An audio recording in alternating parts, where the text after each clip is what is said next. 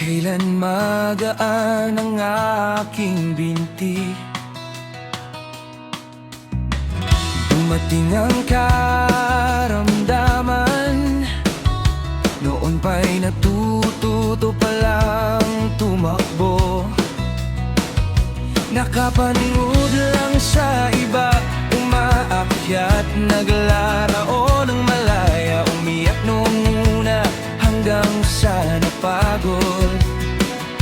Sinabi sa sarili, kung di makatakbo ang katawan, ang boses ko ang tatakbo ng buong tubo. Humihina ang kalamnan, mabagal ang paglaki, pagbangoy parang padakyat sa matarik na bundok. Ngunit tiyak at malinaw ang kahinaan ng katawan, hindi kahinaan ng loob.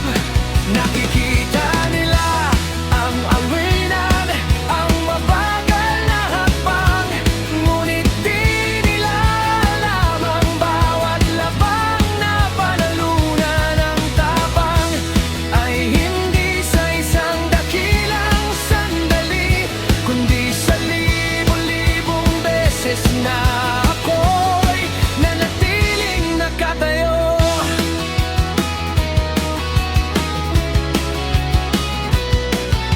Natuto akong humingi ng tulong nang walang hiya, sabihing hindi ko kaya nang walang galit sa sarili. Nangarap ng mas mataas pa sa aking hangganan, ang karamdamang naghubog sa aking buhay. Hindi nito ako pag-aari, kailanman marupok ang katawan, ngunit matibay ang aking diwa. Humihina ang kalamnan, mabagal ang paglaki, pagbangon ay parang pagakyat sa matarik na bundok. Ngunit tiyak at malinaw ang kahinaan ng katawan, hindi kahinaan ng loob.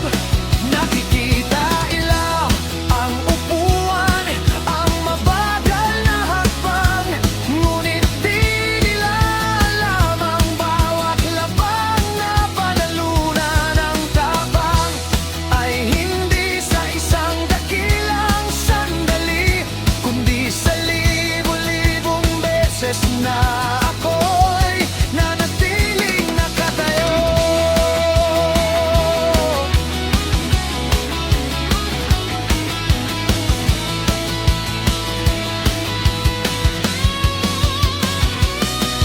Napang na ako mula pa sa pagkabata, namumuhay ng buo kahit may pasakit at bigat. Wala mang kasiguraduhan ang ganap na paggaling. Hindi pa ako tapos, patuloy pa ring lumalaban.